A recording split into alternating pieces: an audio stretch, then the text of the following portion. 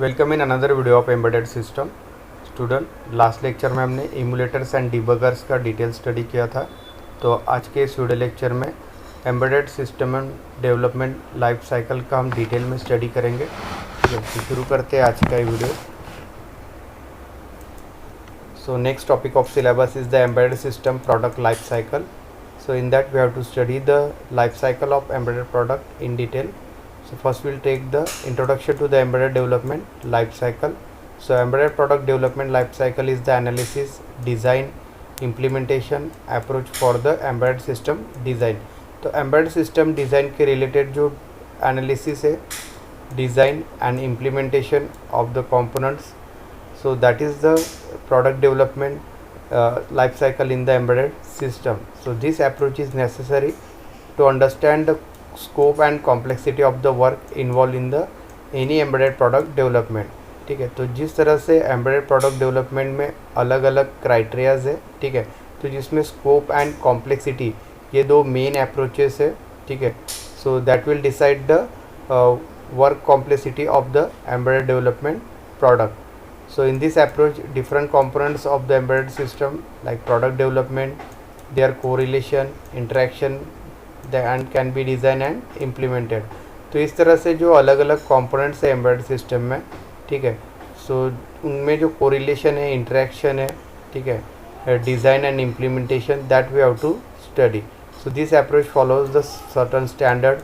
This standard provide the uniformity in the development of various developers, vendors, making the embedded hardware and the firmware. So basic aim behind the embedded product development is to generate the marginal benefit. So in other words, to earn the profit, a product is profitable, and if the sale cost of product is more than of overall investment and the expenditure. ठीक है, तो जो main M है embedded product development का, that is the to generate the benefit, means to sell the more embedded product in the market and earn the profit from that. So that is the main aim, and for a good sale of the product, so the quality of that product is greater. So we study the three criteria on which the profit of embedded product development will be depend. So first is ensuring the high quality product. तो सबसे main जो हमें quality पे focus करना है embedded products के. Then we'll see in detail. So when an embedded product is launched in commercial market, the current competition in the market must be analyzed. तो जब भी हम embedded product को launch करेंगे commercial market में for selling purpose to the customer, तो जो current competition है उस product की market में उसे analyze करना necessary है. So the product should be having all the quality attributes provided by it's competitor plus मोर. ठीक है, तो इस तरह से जो प्रोडक्ट मार्केट में लॉन्च होगा, ठीक है, तो उसके जो क्वालिटीज़ है, ठीक है, या क्वालिटी एट्रीब्यूट्स है जो प्रोवाइड हो रहे हैं उस प्रोडक्ट में, वो कॉम्पिटिटर्स के प्रोडक्ट से ज़्यादा होने चाहिए. मीन्स उसमें मोर नंबर ऑफ फीचर्स होना चाहिए as compare to their competitors. So the quality attributes like response, throughput, speed of the embedded system are the main driving factors behind the success of embedded product. तो quality attribute जिस पे main focus करना है उसमें response time है कि जिस तरह से इनपुट सिस्टम को मिलेगा, ठीक है, कितने टाइम में वो रिस्पॉन्स करता है and it will generate the output, and also speed. So these are the main driving factor behind the success of any embedded product.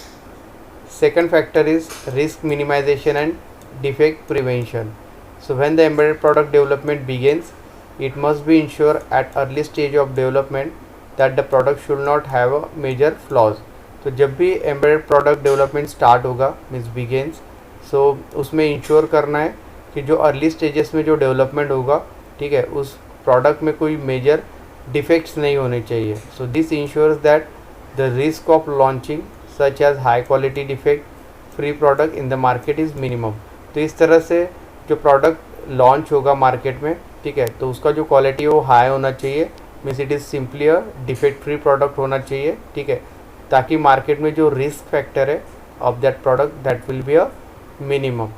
So the task of risk minimisation and defect prevention can be done by introducing a product management process to entire product development life cycle. So project management makes the important decision in the development process more systematic. तो इस तरह से जो project management embedded system का, ठीक है, तो ये एक इम्पॉर्टेंट डिसीजन मेकिंग में या डेवलपमेंट प्रोसेस में एक सिस्टमेटिक वे से वर्क करता है, जिसमें इंक्लूड है कॉस्ट एस्टिमेशन, जो टोटल कॉस्ट यहाँ पे इंक्लूड होगा for development of embedded product, resource management, जो रिसोर्सेज लगेंगे प्रोडक्ट को फॉर्म करने के लिए, ठीक है, एंड टाइम मैनेजमेंट, ठीक है, तो जो टाइमिंग यहाँ पे लगेगा that is from development to the final product, ठीक है, तो इन सबको मैनेज करने के लिए यहाँ पे प्रोजेक्ट मैनेजमेंट जो यहाँ पे डेवलपमेंट में हेल्प करेगा।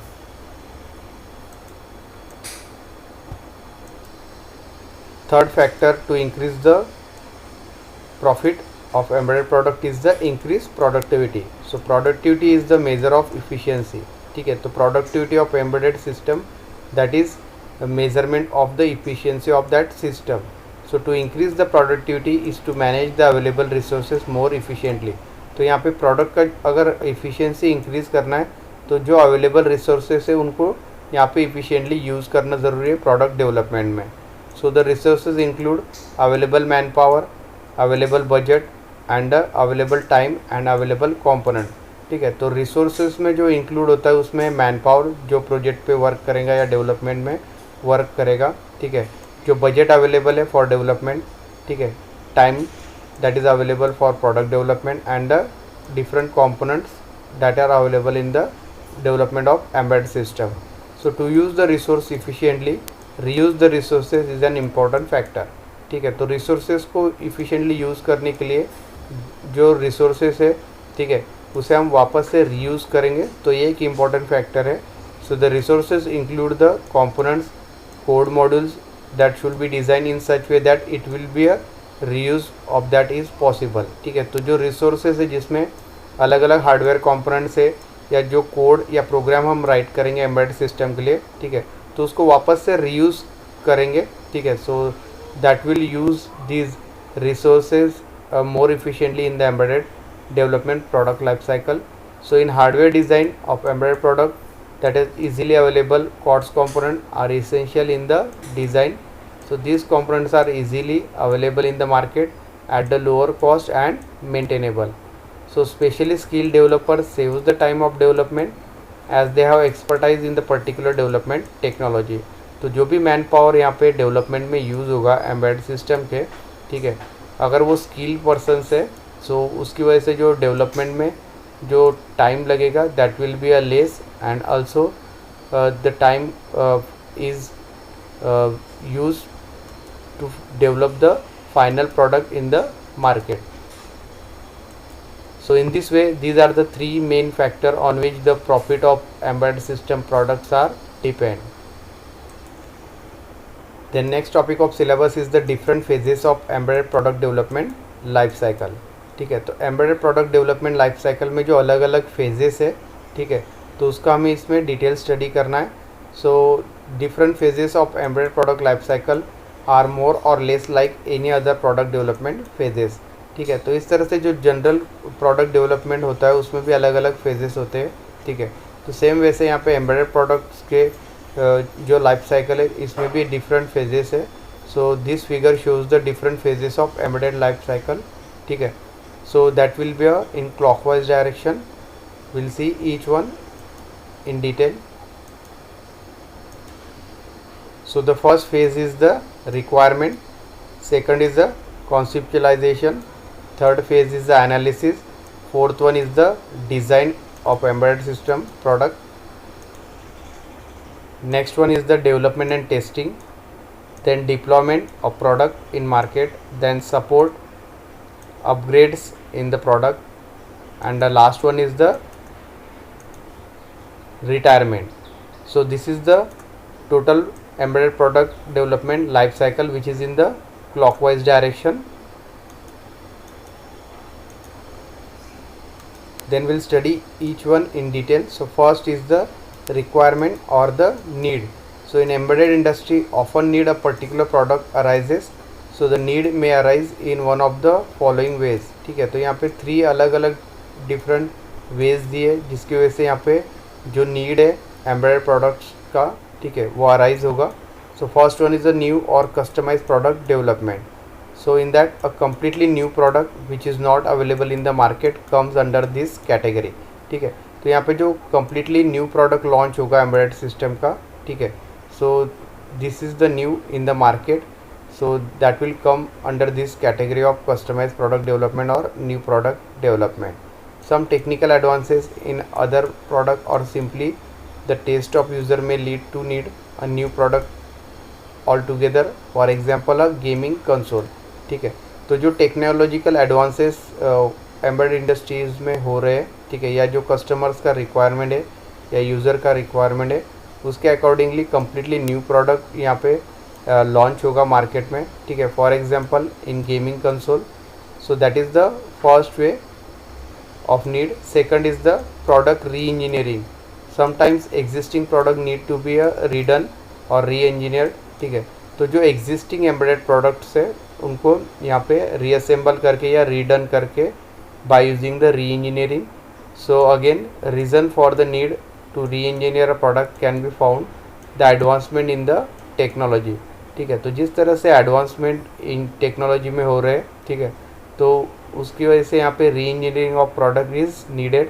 For example power Windows, power steering in place of original manual arrangement.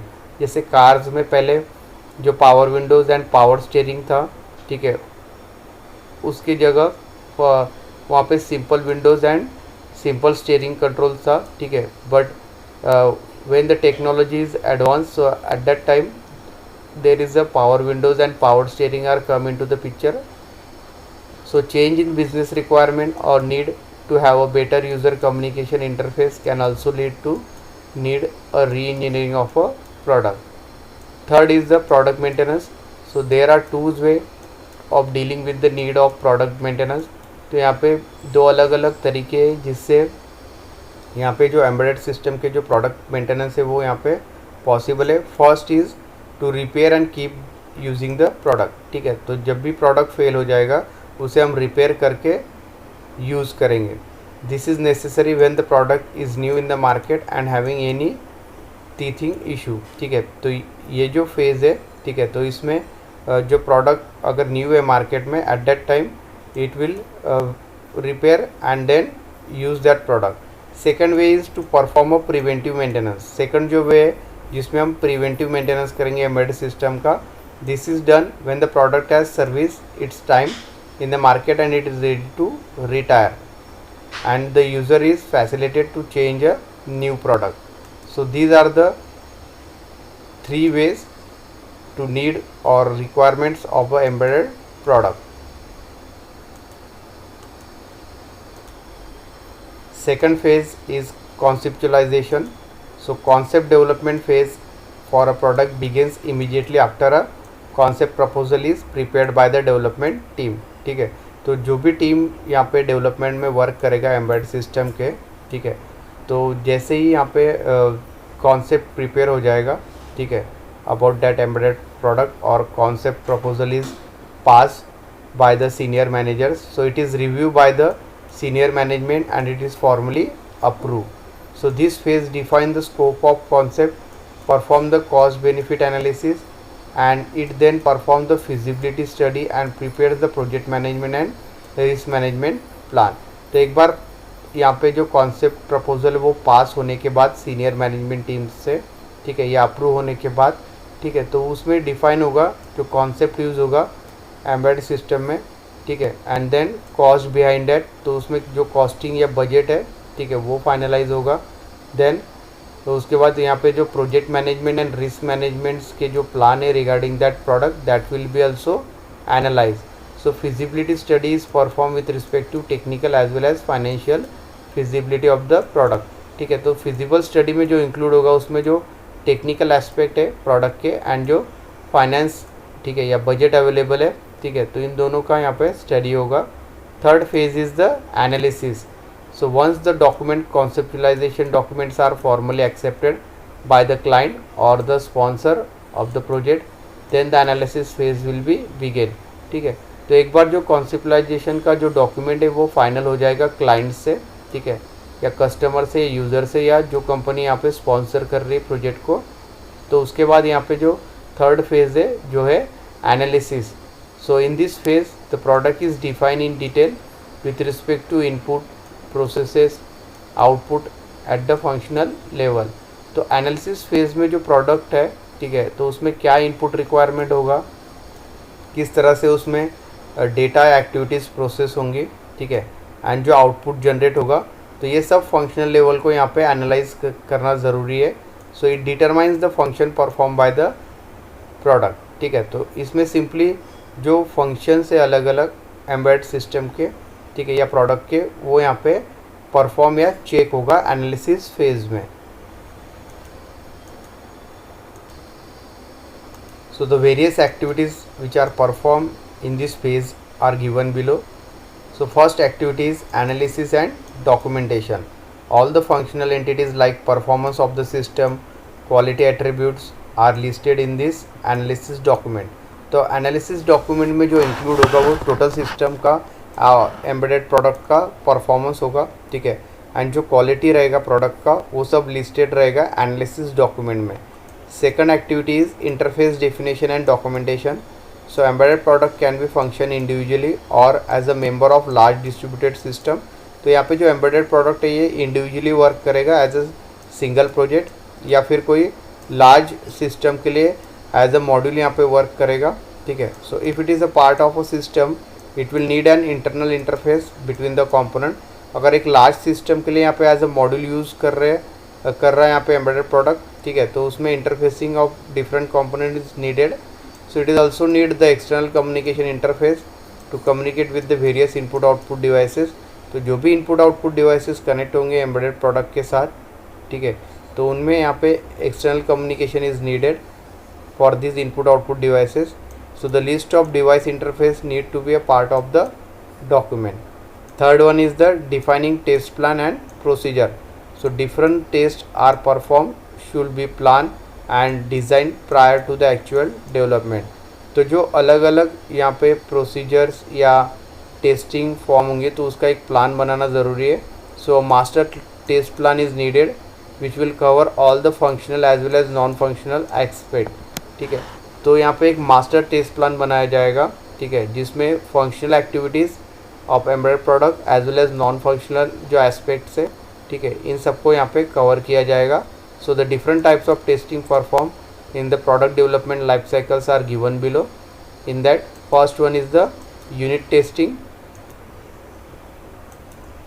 Second one is the integration testing, third one is the system testing. System testing में यहाँ पे यूजिबिलिटी टेस्ट होगा, load test, security of that embedded product that will be a test, scalability, smoke test is happen also, performance means overall जो system का performance होगा वो यहाँ पे चेक किया जाएगा, endurance test, and the last one is the user acceptance test. So these are the different types of test which is perform in the product development life cycle of embedded system. Next phase is design. So once the analysis is done, next step is to design the product. तो एक बार analysis phase done होने के बाद जो next step है वो embedded system product development का design है. So product design start with the high level and this design establishes the top level architecture of the product, lists the various functional block design and then lists the input and output for each functional block. ठीक है, तो design phase में यहाँ पे जो यहाँ पे top level architecture होगा प्रोडक्ट का उसे डिज़ाइन किया जाएगा. उसमें जो अलग अलग फंक्शनल ब्लॉक्स है, ठीक है, आर्किटेक्चर में, उसमें एक जो इनपुट है, आउटपुट वहाँ पे क्या जनरेट होगा for each individual functional block, that will be a listed. So after this design is ready, next step is to make the detail design. ठीक है, तो एक बार जो फंक्शनल ब्लॉक का यहाँ पे या आर्किटेक्चर का डिज़ाइन फॉर्म होने के बाद नेक्स्ट जो डिज़ाइन रहेगा वो डिटेल डिज़ाइन रहेगा about each functional block. So it will illustrate the detail architecture and defines the component for each functional block. ठीक है, तो सिंगल फंक्शनल ब्लॉक में जो फंक्शनैलिटी परफॉर्म होगा उसके लिए जो भी कंपोनेंट्स यहाँ पे रिक्वायर्ड होंगे, ठीक है, so that will be a detail analyse in this next step. So traditional embedded product design were divided into the hardware and software design. तो जो ट्रेडिशनल एम्बेडेड प्रोडक्ट है, ठीक है, इनको हार्डवेयर एंड सॉफ्टवेयर कैटेगरीज के design में divide किया गया है। However the modern design in the system design which include the hardware software and firmware design. ठीक है, तो जो मॉडर्न डिज़ाइन है एम्बेडेड प्रोडक्ट का, जिसको 3 कैटेगरीज में डिवाइड किया है, first hardware, software and firmware. So the design document are then prepared that will include the first one is the preliminary design document. ठीक है, तो डिज़ाइन डॉक्यूमेंट में जो इंक्लूड रहेगा, ठीक है, तो उसका यहाँ पे लिस्ट दिया हुआ है। पहला जो होगा वो प्रिलिमिनरी डिज़ाइन होगा document, second detail design of document. So in that first one is the operation product, then maintenance design, and third is the product training design document. So these are the documents required in the design of embedded product development. तो आज का video lecture हम यही and करते हैं। Next video lecture में जो remaining phases है embedded product development life cycle के, ठीक है, तो वो हम डिटेल में स्टडी करेंगे। So thank you.